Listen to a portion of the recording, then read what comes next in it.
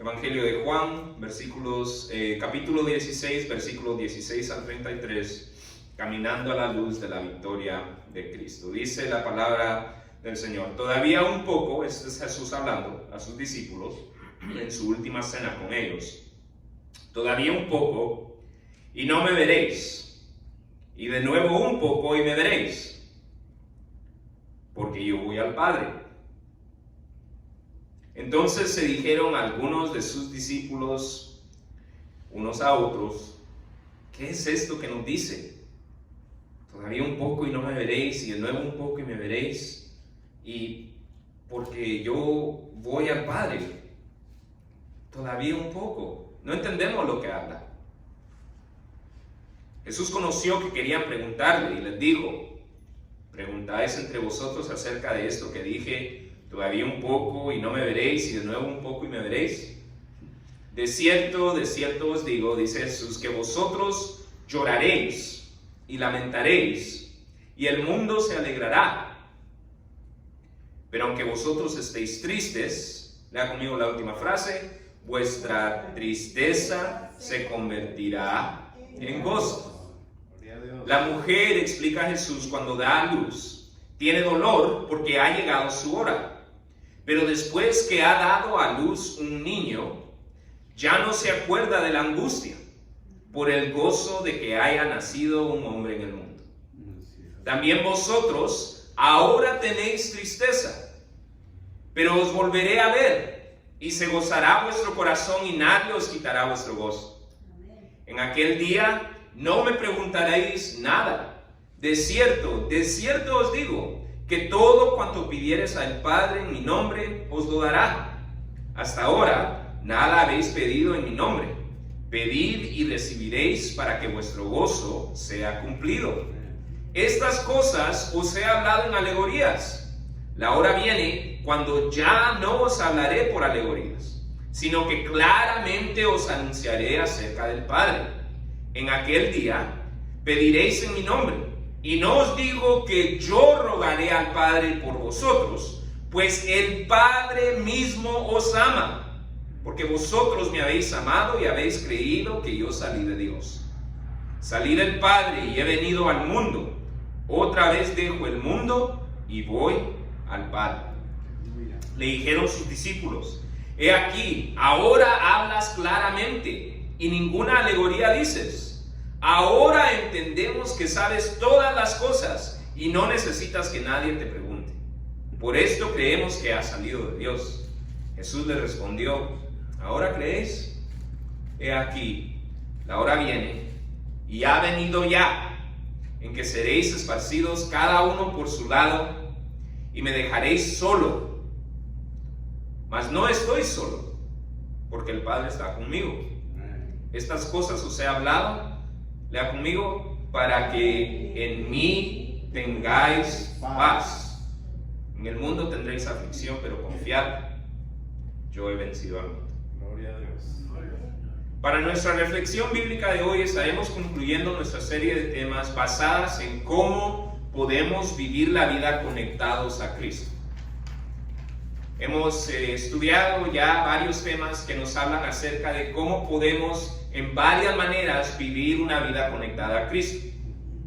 En lo que va de esta serie de temas, hemos visto que podemos vivir la vida conectados a Cristo, por ejemplo, cuando lo reflejamos a través de una vida de servicio humilde, como la que Él llevó.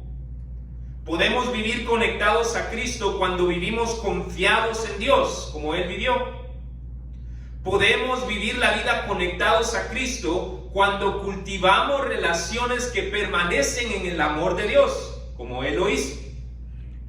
Y justo la semana pasada vimos que podemos vivir la vida conectados a Jesús aun cuando atravesamos sufrimientos, los cuales, de acuerdo a Jesús mismo, están básicamente garantizados en esta vida.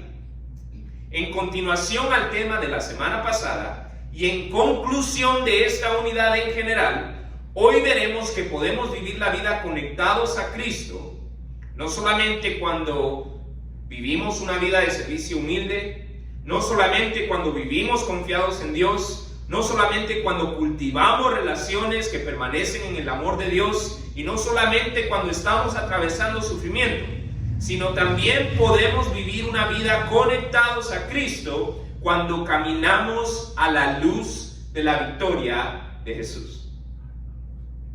Pero ¿qué significa esto de caminar a la luz de la victoria de Jesús? Caminar en conciencia de la victoria de Jesús. Caminar de acuerdo o en respuesta a que Jesús ha sido victorioso. ¿Y qué tiene que ver esto de caminar a la luz de la victoria de Jesús con lo que estudiamos la semana pasada acerca del sufrimiento?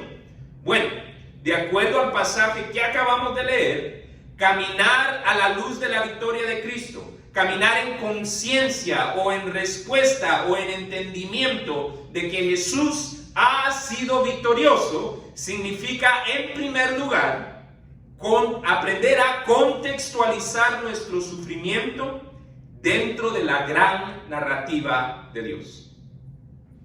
¿Cómo podemos empezar a caminar a la luz de, en conciencia de, en respuesta a la victoria de Jesús? Lo podemos empezar a hacer aprendiendo a contextualizar nuestro sufrimiento dentro de la gran narrativa de Dios. Al ver nuestro sufrimiento dentro como parte de algo que Dios está obrando en su gran narrativa de redención. En los versículos 16 al 24 vemos que Jesús le habla a sus discípulos acerca del sufrimiento, tal como lo vimos la semana pasada. Sin embargo, esta vez el enfoque de las palabras, de las instrucciones de Jesús, no era explicar cómo el sufrimiento lo conectarían a él y a sus seguidores. La semana pasada vimos que las palabras de Jesús estaban enfocadas para que sus seguidores entendieran la manera en la cual el sufrimiento los iba a conectar a su maestro. Sin embargo, esta vez que Jesús menciona el sufrimiento, lo hace para instruir a sus discípulos acerca de la necesidad de contextualizar su sufrimiento a la luz de la gran narrativa de Dios. Vayamos al texto. Versículo 16 lee de la siguiente manera. Dice: todavía un poco, Jesús hablando, y no me veréis, y de nuevo un poco y me veréis, porque yo voy al Padre. ¿Qué estaba Jesús diciendo eso? En unos cuantos momentos, o en unas cuantas horas, o en unos cuantos días, ya no me van a ver. ¿Por qué? Porque Él iba a ser crucificado, sepultado, resucitado, y cuando Él resucitara, todavía un poco y me veréis otra vez. Entonces ya no lo iban a ver cuando Él sería tomado y experimentaría el sufrimiento de la cruz, y después lo volverían a ver cuando Él resucitara. Esto es lo que significa esa frase. Todavía un poco, en un ratito, ya no me veréis, y de nuevo un poco, en otro ratito, me volveréis a ver. Y después dice, porque voy al Padre. Entonces se dijeron algunos de sus discípulos unos a otros: ¿qué es esto que nos dice? Todavía un poco y no me veréis, y de nuevo un poco y me veréis, y porque yo voy al Padre. Decían, pues, ¿qué quiere decir con todavía un poco? No entendemos lo que habla. Jesús conoció que querían preguntarle, dice el versículo 19, y les dijo: ¿preguntáis entre vosotros acerca de esto que dije, todavía un poco y no me veréis, y de nuevo un poco y me veréis? De cierto os digo, la verdad, enfáticamente les digo, lea conmigo, que vosotros lloraréis y lamentaréis. Ok, Jesús les empieza a hablar acerca del sufrimiento. Esto lo vimos la semana pasada también.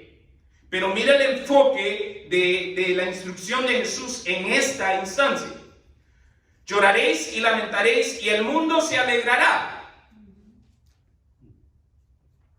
Ahora, esto está siendo narrado en el contexto de la crucifixión. ¿Quién se iba a alegrar que Jesús fuera crucificado? Las entidades en autoridad a las cuales Jesús era una amenaza. Entonces el mundo se iba a regocijar.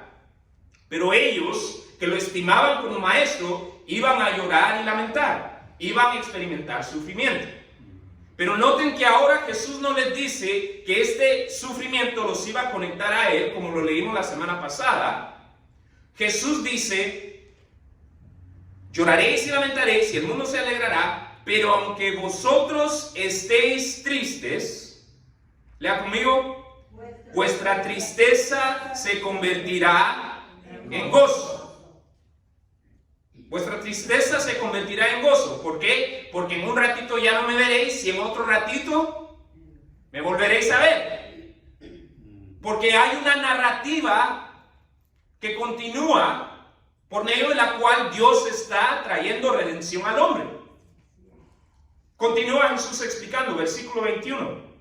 La mujer, cuando da a luz, tiene dolor, porque ha llegado su hora. Pero después que ha dado a luz un niño, lea conmigo la próxima frase, ya no se acuerda de la angustia por el gozo que haya nacido un hombre en el mundo. Es decir, el sufrimiento llega a ser contextualizado dentro de un evento de suma importancia, de sumo impacto, el nacimiento de un bebé. El nacimiento del bebé viene a eclipsar el sufrimiento de ese instante, de acuerdo a lo que estamos leyendo acá. Versículo 22 dice: también vosotros, de la misma manera ustedes, ahora tenéis tristeza, pero os volveré a ver, y se gozará vuestro corazón y nadie os quitará vuestro gozo. Entonces ustedes van a sufrir, pero necesito que contextualicen este sufrimiento en la gran narrativa de la redención de Dios. Van a sufrir, pero vuestro gozo, vuestro sufrimiento se volverá en gozo. Ahora tenéis tristeza, dice el versículo 22, pero os volveré a ver y se gozará vuestro corazón y nadie os quitará vuestro gozo. Versículo 23, en aquel día no me preguntaréis nada. De cierto os digo, que todo cuanto pidiereis al Padre en mi nombre os lo dará. Hasta ahora no habéis pedido en mi nombre. Pedid y recibiréis para que vuestro gozo sea cumplido. Entonces, en esta instancia, cuando Jesús les habla del sufrimiento, no es tanto para explicarles cómo el sufrimiento los iba a conectar a Él. No es para decirles: van a ser perseguidos porque me persiguió a mí el mundo, como lo vimos la semana pasada. Esta vez Él les dice: ustedes van a experimentar sufrimiento, pero lo que necesito que entiendan es que este sufrimiento cabe dentro del contexto de una gran narrativa de redención. No me veréis y van a lamentar y van a llorar, pero vuestra tristeza se convertirá en gozo al verme otra vez.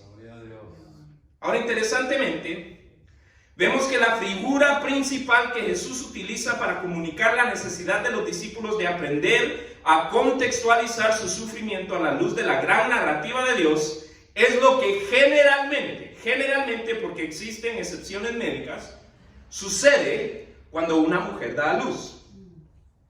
Ahora, yo no soy mujer y nunca he dado a luz, pero mi esposa sí lo ha hecho. Y al leer este pasaje, no puedo evitar transportarme al nacimiento de mi primer hijo, por las circunstancias en las cuales este se dio. No he contado esta historia en 6 años, pero la manera en que sucedió fue la siguiente. Íbamos con mi esposa a una cita rutinaria. Le iban a revisar el fluido amniótico, cuánto líquido había en la bolsa. Todo este tiempo no había sido ningún problema. Y como parte de ese proceso también chequean el corazón. Entonces vamos, hacen el ultrasonido y el doctor nos comunica que el líquido está muy bajo. Y además parece que esto le está causando problemas al bebé, porque cada vez que se mueve, como que prensa el cordón umbilical y su latido iba de normal a no normal, a normal a no normal.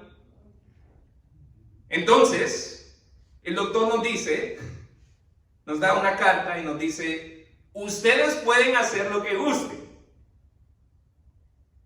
Es decir, ustedes pueden regresarse a casa. Pero si se van a regresar a casa, tienen que firmar este papel que dice que yo les comuniqué la condición médica en la cual está su bebé en este momento. Entonces las opciones son dos.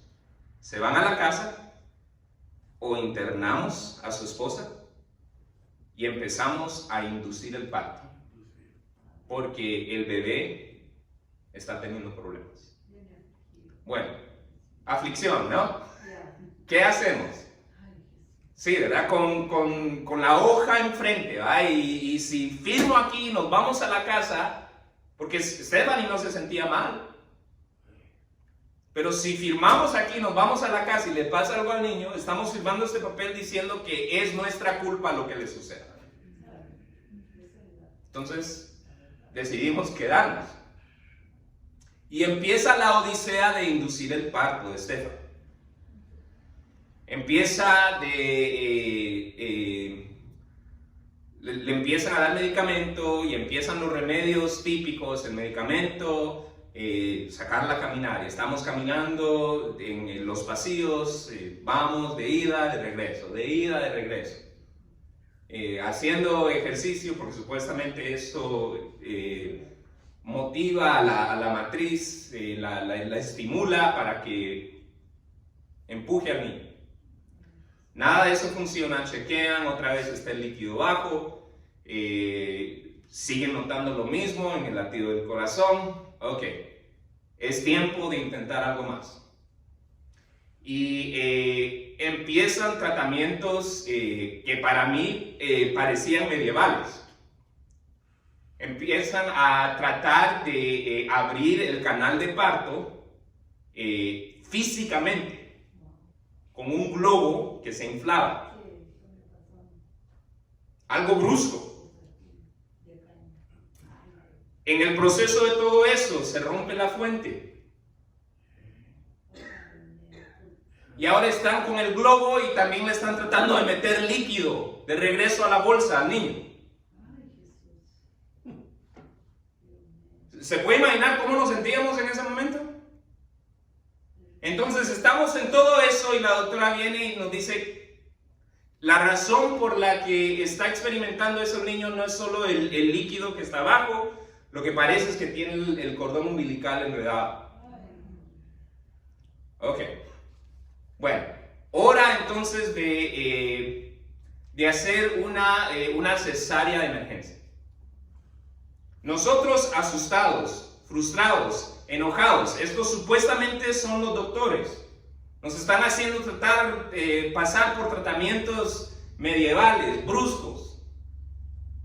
Haciendo cosas que para mí, no sé, para mí parecen novatas. ¿Cómo le vamos a meter otra vez líquido en la bolsa?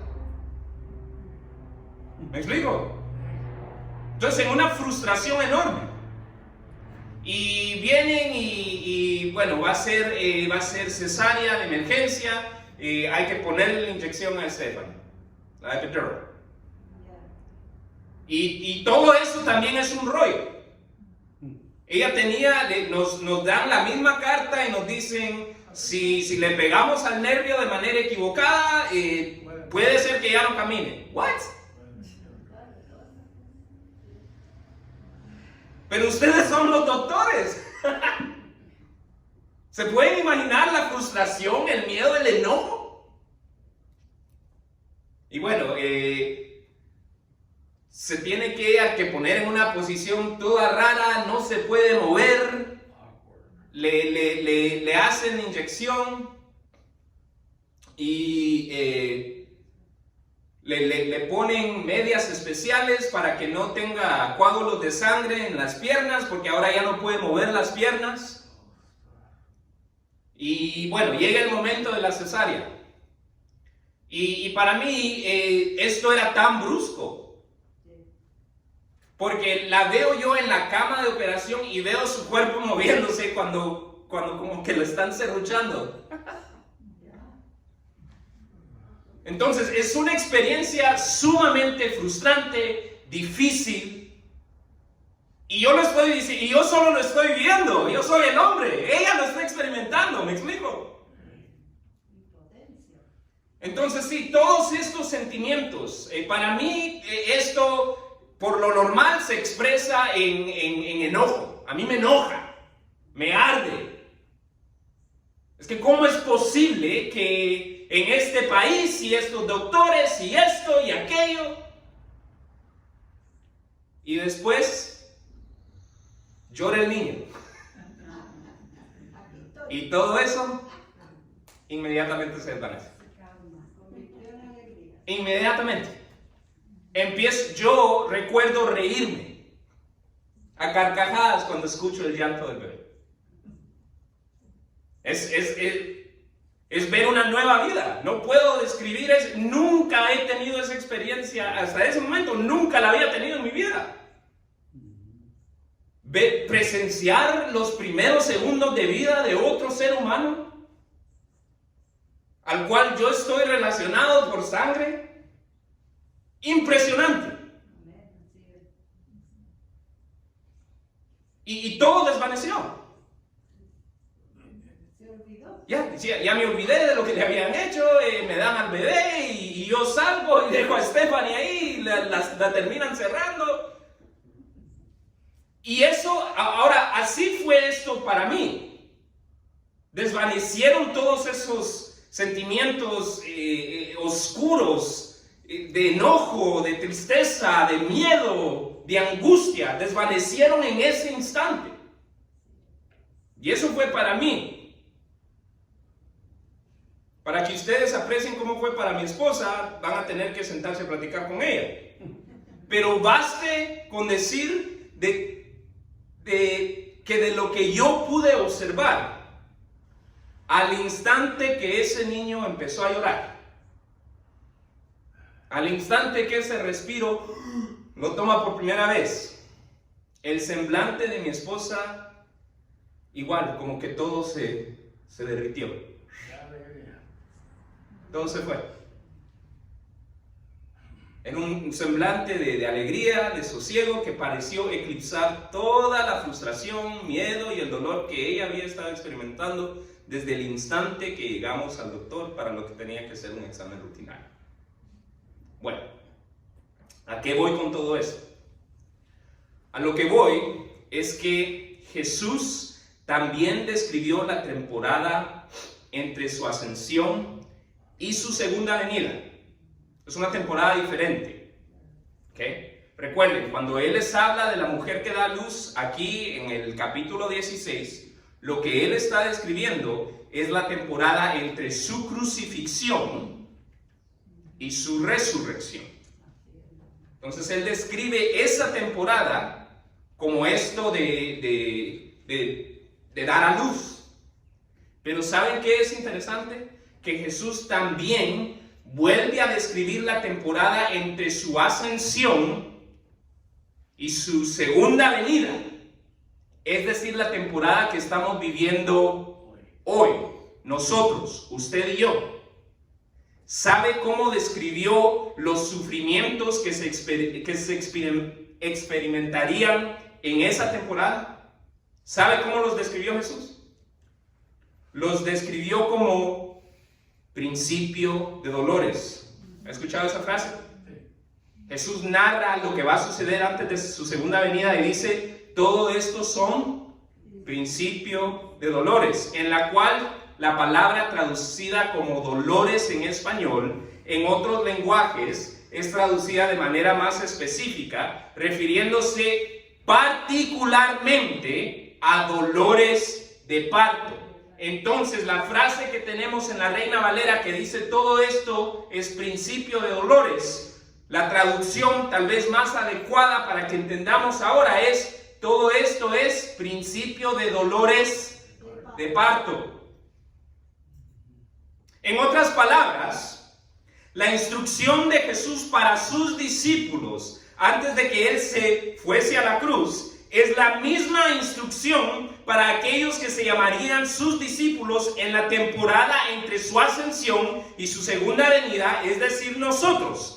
De la misma manera que los sufrimientos de una mujer que da a luz, hablando en términos generales, desvanecen al presenciar una nueva criatura, nuestros sufrimientos están destinados a desvanecer al ser revelada la conclusión del plan redentor de Dios. Por lo tanto, de la misma manera que una mujer es impulsada a empujar y abrirse camino en medio del dolor por un instinto corporal, así lo narra mi suegra. Ella dice que en el dolor, ella she couldn't help it. No tenía otra opción. Su cuerpo la empujaba a empujar y abrirle camino al niño. De la misma manera que una mujer es impulsada a seguir empujando, a abrirse camino en medio del dolor por un instinto corporal que enfoca sus fuerzas en favor de una conclusión, es decir, de un nuevo bebé.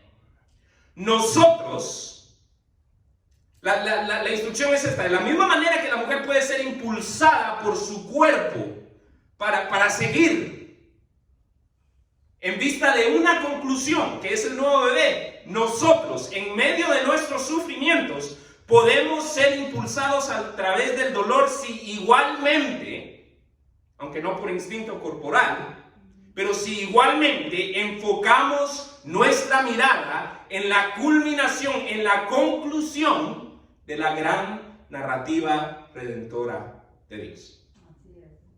Entonces, ¿cuál es la aplicación para nosotros? ¿Habrá alguna situación que actualmente le está causando sufrimiento? No es fácil perderse, el pastor nos hablaba un poco de esto esta mañana, no es fácil perderse en el sufrimiento a tal punto que no se puede ver ni sentir nada más. Me imagino que tampoco ayuda que los sufrimientos de la vida no funcionan automáticamente como los dolores de parto funcionan para las mujeres, en los cuales a pesar de lo abrumadas que se sientan del dolor, sus cuerpos por instinto las impulsan a empujar y abrirle camino al nuevo bebé. Por lo tanto, debido a la falta de ese impulso instintivo, en vez de continuar abriéndonos nosotros camino durante los sufrimientos de la vida, a veces nos podemos quedar estancados, abrumados mental y emocionalmente por el dolor. ¿Le parece conocida esa condición? Bueno, la respuesta de Jesús es lo siguiente: permite que el contexto de la gran narrativa de redención de Dios obre en ti, en tu vida, lo que el instinto de las mujeres obra en medio de sus dolores de parto. El impulso a empujar y abrir camino, confiando que Dios obrará a través de tu sufrimiento algo nuevo. ¿Te sientes atascado? Enfoca tu vista en la gran narrativa de Dios y confía que de la misma manera que las mujeres tienen un instinto que las impulsa a empujar a esa nueva criatura, a esa conclusión, también nosotros tenemos una conclusión. La conclusión de la gran narrativa de redención de Dios. Confiemos que Dios va a obrar algo nuevo, aún en nosotros, como bien lo hizo en tiempos antiguos. Mire, estaba estudiando Éxodo y me pareció algo interesante. Fíjese que después de haber liberado al pueblo de Israel, Dios no solamente les permitió, Dios dirigió al pueblo de Israel hacia un lugar de dificultad. Después de sacarlos de Egipto, Dios dirigió al pueblo de Israel, les dijo, vayan para allá, a un lugar que Éxodo 14, era un lugar que Éxodo 14 nos cuenta que hizo que Faraón pensara de los hijos de Israel, encerrados están en la tierra, el desierto los ha encerrado. Jehová Dios lleva a Israel a un lugar del cual cuando Faraón se enteró que ellos estaban ahí, él dijo, ellos están encerrados, no tienen salida. ¿Se ha sentido encerrado por el sufrimiento? ¿Se ha sentido que el sufrimiento no tiene salida? Luego, esto se nos narra en Éxodo 14:3, que Faraón dice, están encerrados en la tierra, no tienen para dónde ir. Luego Éxodo 14:4 nos dice que Jehová endurece el corazón de Faraón para que persiguiera a Israel en ese lugar donde no tenían salida.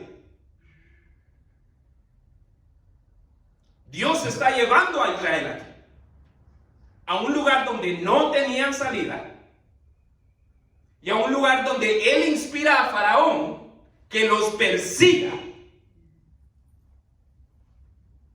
¿Dios hizo esto? Sí, sí lo hizo. ¿Se ha sentido usted perseguido por el sufrimiento? ¿Y cuando no tiene salida? Bueno, entonces escuche bien lo que Dios dice acerca de sus propósitos en dirigir a Israel a dicho lugar y luego en permitir que la fuerza militar de Faraón los persiguiera mientras estaban en esa posición de vulnerabilidad. ¿Por qué llevó Dios a este lugar donde Israel no tenía salida? ¿Por qué permitió Dios que Faraón persiguiera a Israel a ese lugar donde ellos no tenían salida? ¿Por qué permitió Dios que Israel pasara a través de este sufrimiento? Esto es lo que dice Éxodo 14:3 y 4.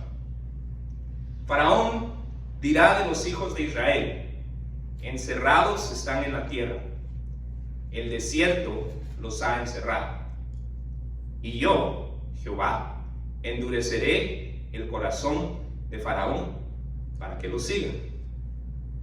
Aquí viene la conclusión, escuche.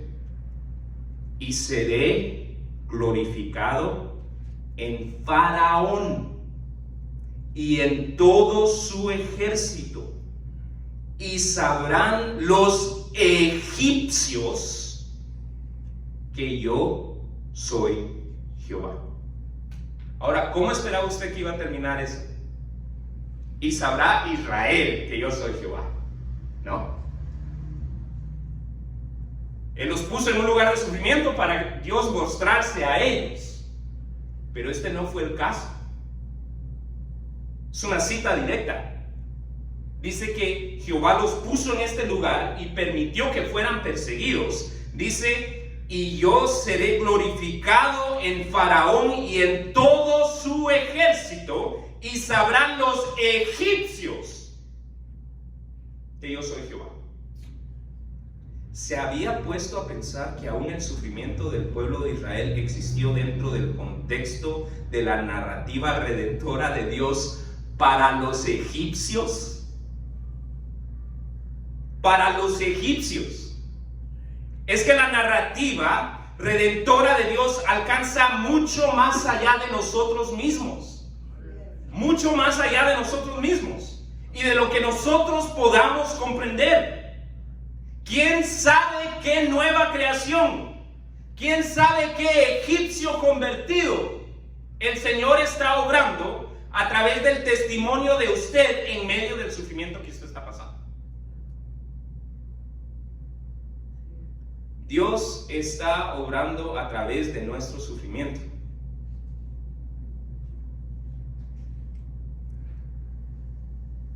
Y lo que está garantizado para los seguidores de Cristo es que todos los eventos de la historia humana en general y todos los eventos en nuestras historias particulares van dirigidos hacia la narrativa redentora de Dios.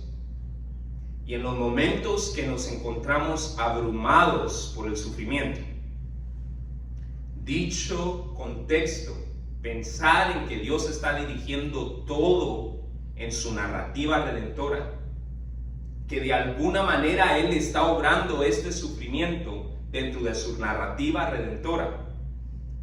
Esto es crucial para el creyente, como lo es para la mujer que está dando a luz, aquel instinto corporal que la impulsa a continuar en medio del dolor. Entonces, ¿se siente abrumado por el sufrimiento? Pídale a Dios fe para creer y descansar en la manera que el Señor está orquestando todo, aún nuestro sufrimiento, a favor de su plan maestro de redención. En segundo lugar, el pasaje de hoy nos muestra que caminar a la luz de la victoria de Cristo significa no solamente aprender a contextualizar nuestro sufrimiento a la luz de la gran narrativa de redención de Dios, pero también significa asimilar el amor de Dios Padre. Aquí nos vamos un poquito más rápido. En los versículos 25 al 30 vemos que en adición a instruir a sus discípulos acerca de la necesidad que tenían de aprender a contextualizar su sufrimiento a la luz de la gran narrativa de Dios, Jesús les instruye que deberían de aprender a asimilar el amor de Dios Padre que habían recibido a través de la fe. Vamos al texto, versículo 25. Dice: estas cosas os he hablado en alegorías. La hora viene cuando ya no os hablaré por alegorías, sino que claramente os anunciaré acerca del Padre. En aquel día pediréis en mi nombre. Lea conmigo la próxima frase. Y no os digo que yo rogaré al Padre por vosotros. Les estaba diciendo que Él iba a rogar al Padre, que ellos iban a pedir y después Él iba a rogar al Padre. ¿Es lo que dice el texto? Lo que dice es: y no os digo que yo voy a rogar por ustedes. Versículo 27, ¿por qué no va a rogar? Pues el Padre mismo os ama.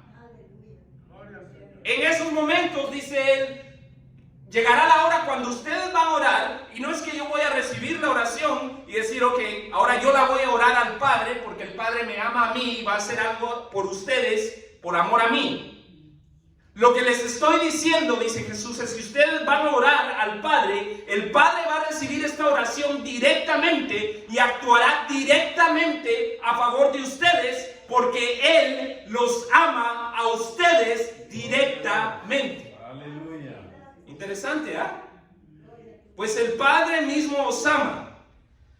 ¿Y por qué nos ama el Padre? Porque vosotros me habéis amado y habéis creído que yo salí de Dios. Salí del Padre y he venido al mundo. Otra vez dejo el mundo y voy al Padre.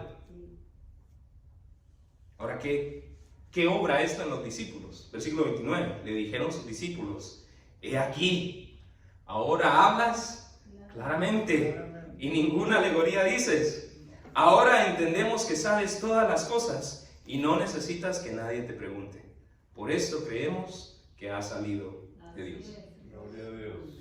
Interesantemente, en adición a reiterar una de las verdades centrales del Evangelio, ¿por qué dice que Dios los amaba? ¿Porque se lo habían ganado? ¿Porque se lo merecían? ¿Porque habían hecho las suficientes buenas obras? Dice, pues el Padre mismo os ama porque vosotros me habéis amado y habéis creído que yo salí de Dios. Tenemos el amor de Dios por fe. Es por gracia a través de la fe. Por gracia a través de la fe. Por responder a Jesús con fe y en amor. Ahora, en adición a reiterar esa verdad central del Evangelio, este pasaje también describe un resultado particular que se puede experimentar cuando se empieza a asimilar el amor de Dios Padre. ¿Sabe qué sucede cuando empezamos a asimilar el amor de Dios Padre? Nuestra fe crece. Nuestra fe crece. ¿Alguna vez ha orado aquella oración de los discípulos? Dice que los discípulos se acercaron a Jesús y les dijeron: aumentanos la fe. ¿O alguna vez ha clamado como clamó el padre de aquel hombre que estaba afligido, que dice: creo, pero ayuda a mi incredulidad, aumenta mi fe, hazme crecer en la fe? Bueno, aquí vemos que al empezar a contemplar el hecho de que Dios Padre los amaba, debido a que habían depositado su fe en Jesús y habían respondido a Jesús en amor, la fe y el entendimiento de los discípulos es fortalecido a tal punto que declaran lo que vimos en los versículos 29 y 30. Versículo 29, le dijeron sus discípulos: he aquí, ahora hablas claramente, es decir, ahora entendemos. Y ninguna alegoría dices. Ahora entendemos que sabes todas las cosas y no necesitas que nadie te pregunte. Por esto, ¿qué más dice? Creemos que ha salido de Dios. Su fe, su entendimiento de Dios creció. ¿A qué voy con esto? Bueno, a que si estamos deseando tener un entendimiento más profundo de Dios, ¿quiere conocer a Dios a más profundidad? ¿Quiere que crezca su fe? Este pasaje nos exhorta a asimilar el amor de Dios, a contemplar que Dios nos ama, no porque lo merezcamos, no por nuestros méritos, sino por los méritos de Jesús, los cuales nos han acercado a Dios de tal manera que, aunque sí, la Biblia dice que Jesús intercede a favor nuestro, es una verdad bíblica, pero en esta instancia Jesús les dice: cuando ustedes oren, yo no voy a estar intercediendo, el Padre mismo los ama y los va a escuchar. Y si oramos y pedimos en el nombre de Jesús y de acuerdo a la voluntad de Dios, no es que Jesús escuche la petición y luego la ore en nuestro lugar, sino que Dios mismo se digna en escuchar nuestra oración directamente. ¿Cuál es la aplicación para nosotros? ¿Se ha sentido en necesidad de crecer en su fe? ¿De crecer en su conocimiento de Dios? Camine a la luz de la victoria de Jesús, asimilando el amor de Dios Padre. Regocíjese, cante, celebre, disfrute que debido a la obra de Jesús en la cruz, Dios mismo le presta su oído, y lo que es más, aproveche dicha oportunidad para convivir con Dios a través de la oración. Tal vez la razón por la cual a veces pensamos que hemos perdido el gozo. ¿Ha pensado eso alguna vez? Ya no siento el gozo. Puede ser que la razón por la cual a veces nos sentimos así es porque lo que realmente ha sucedido es que hemos perdido de vista lo gozoso que es que Dios nos ama. Hemos parado de contemplar y reflexionar esa verdad. Tal vez simplemente hemos parado de contemplar y reflexionar en esa verdad porque hemos dejado de celebrar esa verdad. Entonces la invitación para nosotros es: ¿queremos caminar a la luz de la victoria en Cristo? Asimilemos el amor de Dios Padre, celebremos que Dios nos ama. En tercero y último lugar, el pasaje de hoy nos muestra que caminar a la luz de la victoria de Cristo significa aprender a recibir paz en Jesús. Significa aprender a contextualizar nuestro sufrimiento a la luz de la gran narrativa redentora de Dios.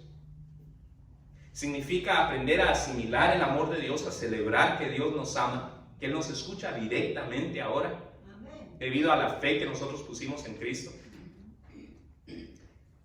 Y en tercer lugar, significa recibir paz en Jesús. En los versículos 31 al 33 después de instruir a sus discípulos acerca de la necesidad que tenían de aprender a contextualizar su sufrimiento a la luz de la gran narrativa de Dios, en adición a la necesidad que tenían de aprender a asimilar el amor de Dios Padre que habían recibido a través de la fe, en estos versículos, en estos últimos versículos, Jesús les instruye a sus discípulos acerca de la necesidad de recibir paz en Jesús. Vayamos al texto. Jesús les respondió: ¿ahora creen? Ahora, los estudiosos tienen varias interpretaciones de este ahora creen. Piensan que tal vez puede decir, les tomó tanto creer, o piensan que puede decir, wow, gloria a Dios, al fin creen. O piensan que tal vez puede significar, bueno, ahora creen, pero en un ratito se les va a olvidar. Pero sea cual fuere la manera en que Jesús dijo esto, lo que me parece sumamente interesante es lo que viene después. Dice, he aquí, la hora viene y ha venido ya. Lean conmigo. En que seréis esparcidos cada uno por su lado. Y esta es la frase interesante. Y me dejaréis solo. Va a venir la hora en que me van a abandonar. Mas no estoy solo, porque el Padre está conmigo.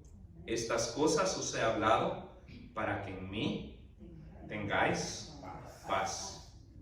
En el mundo tendréis aflicción, pero confiad, yo he vencido al mundo. Aleluya. Miren, interesantemente, el contexto en el cual Jesús les habla a sus discípulos de la paz es un contexto en el cual los discípulos quedan cortos. ¿No le parece interesante eso?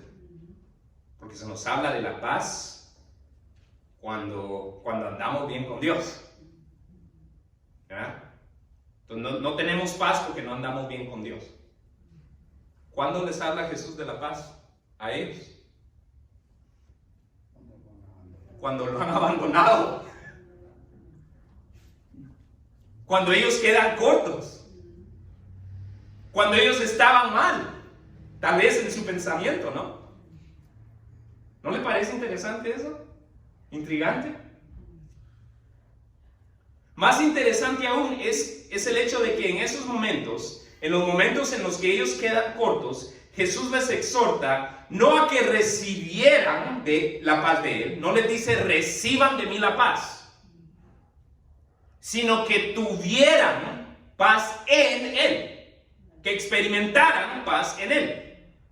Ahora, ¿por qué es importante esta distinción? Creo que es importante porque si la paz en esos momentos era algo que tenían que recibir de Jesús, en esos momentos en los que quedaban cortos, la tendencia a pensar transaccionalmente, es decir, yo recibo porque doy algo, yo tengo paz con Dios porque yo hice bien, esa tendencia sería problemática. ¿Sabe por qué? Porque ¿qué se va a dar cuando uno ya quedó corto?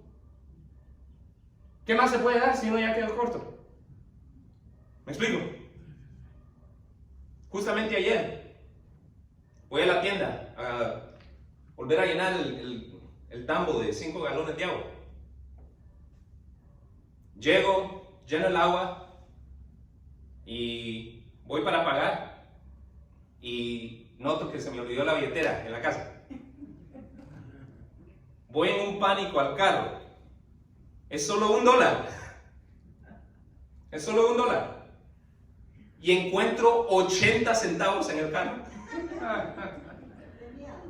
80 centavos. Ya había quedado corto. Por gracia de Dios no me llevé a Juanito o a Jacobo para que me pidieran un dulce. Porque ¿qué más se puede dar cuando uno ya se quedó corto? ¿Me explico?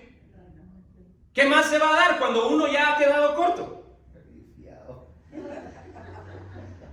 Al contrario, Jesús les exhorta a sus discípulos no a ver la paz de manera transaccional. Jesús les exhorta a sus discípulos que en esos momentos en los que inevitablemente quedarían cortos, que tuvieran, es decir, que experimentaran, no que recibieran, pero que tuvieran, que empezaran a experimentar paz en Él. Es decir, que en esos momentos en los que ellos quedaran cortos, que soltaran el impulso de no merezco porque fallé y por tanto me alejo aún más. No merezco estar aquí, entonces no vengo. No merezco participar o servir en esta manera, así que no lo hago. Que resistieran esos impulsos al entender que la obra redentora a favor de ellos no dependía de ellos. No dependía de ellos. Jesús no estaba dependiendo de que ellos se quedaran a su lado para cumplir con la obra de Dios. Él les dice, ustedes se van, pero no me quedo solo. Estoy con mi Padre. La obra redentora de Dios no depende de nosotros. Es algo que Dios hizo a favor de nosotros. Resistamos el impulso a pensar, no merezco, así que me alejo. Al entender que la obra redentora de Dios no depende de nosotros, sino de Jesús, a quien no vamos a sorprender. ¿A qué me refiero? Me refiero a un sentir de culpa enfermizo que puede estorbar a muchos creyentes debido a que sienten que han decepcionado a Dios. ¿Se ha sentido así en alguna ocasión? ¿Que decepcioné a Dios? Miren, este sentir brota de un deseo positivo de agradar a Dios, pero se puede convertir en un tropiezo que aún puede resultar en alejamiento de Dios, en un intento contradictorio de ya no decepcionar. Si ya no me voy a alejar, así no trato con Dios y así no tiene que sentirse decepcionado por mí. Ahora, mire, piénselo bien. La decepción se experimenta cuando se espera algo de alguien y en vez de que esta persona hiciera lo que uno esperaba, hace algo más. Esa es la decepción. ¿Ya? Pero ¿sabe qué revela Jesús aquí? Que era imposible que sus discípulos lo decepcionaran, porque ya sabían cómo iba a meter la pata. Era imposible sorprender a Jesús. Él les dice, ustedes en un momento me van a abandonar.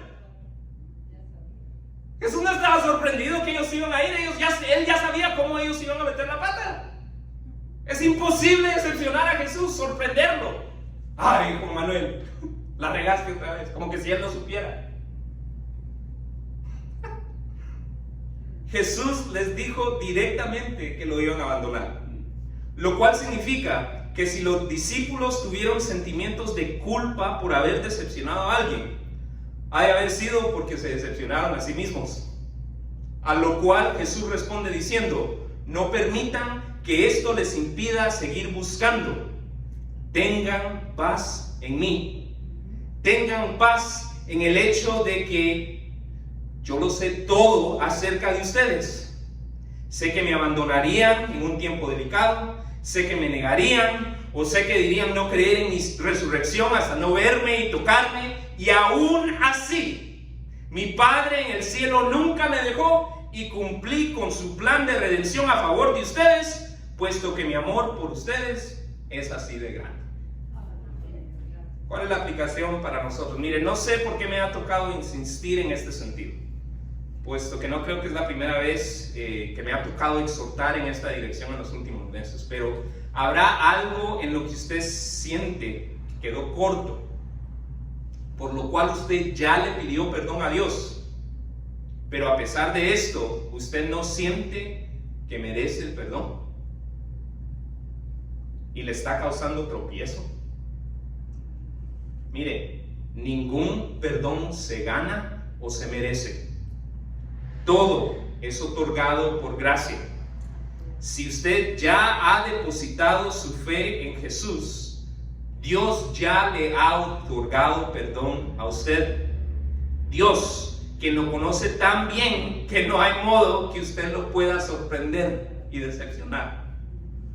Suelte aquel impulso a dejar o a alejarse o a soltar debido a que no se siente merecedor, y encuentre paz en el hecho de que aunque ni usted ni yo somos merecedores, Jesús, aún sabiendo que le quedaríamos cortos, dio su vida y ganó victoria a favor nuestro. El pasaje de hoy nos invita a caminar a la luz de la victoria en Cristo, al aprender a contextualizar nuestro sufrimiento a la luz de la gran narrativa de Dios, al aprender a asimilar el amor de Dios Padre, celebrando el hecho que Dios nos ama, y al aprender a recibir paz en Jesús, en lo que Él ya hizo, mientras contemplamos el hecho de que Jesús cumplió esta obra de redención, aún sabiendo cómo nosotros le vamos a quedar cortos. Sin embargo, antes que puedas caminar a la luz de la victoria de Cristo, es necesario que deposites tu fe en Jesús, en el Jesús victorioso, a través de la salvación, la cual puedes alcanzar al avivar tu espíritu creyendo en el mensaje de Jesús. ¿Cuál era el mensaje de Jesús? ¿Qué es lo que Jesús quiere que tú sepas? Jesús quiere que sepas que Dios desea una relación personal contigo. Pero debido a que Él es santo, tus pecados, o sea que tú estés consciente de lo que has hecho equivocadamente o no, te han mantenido separado de Dios. Y al menos de que te sean perdonados, te mantendrán lejos de Él y de la realización personal por la eternidad. Debido a que la misma santidad de Dios te imposibilita obtener el perdón de tus pecados por tus propios esfuerzos. Sin embargo, Dios te ama tanto que envió a su Hijo Jesús para que si tú crees que Él es el Hijo de Dios que vivió sin pecado, murió y resucitó en pago completo y únicamente satisfactorio por tus pecados, y si tú crees esto de tal forma que quieras comenzar a vivir la vida para demostrarle lo agradecido que te sientes con Él por darte acceso al perdón del pecado, al darle tú la espalda a tu vida anterior, tus pecados te serán perdonados y tendrás acceso al reino de los cielos.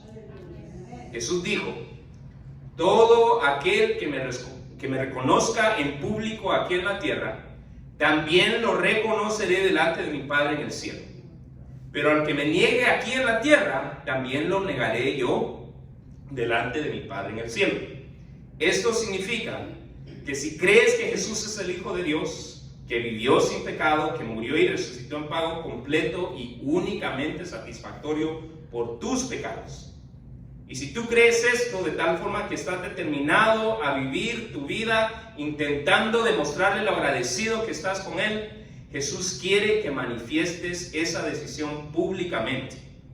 Puedes ir a hacerlo a cualquier lugar, pero uno de los mejores lugares para empezar a confesar tu fe en público es un lugar como este, donde todos estaremos alegres de escucharte hacerlo.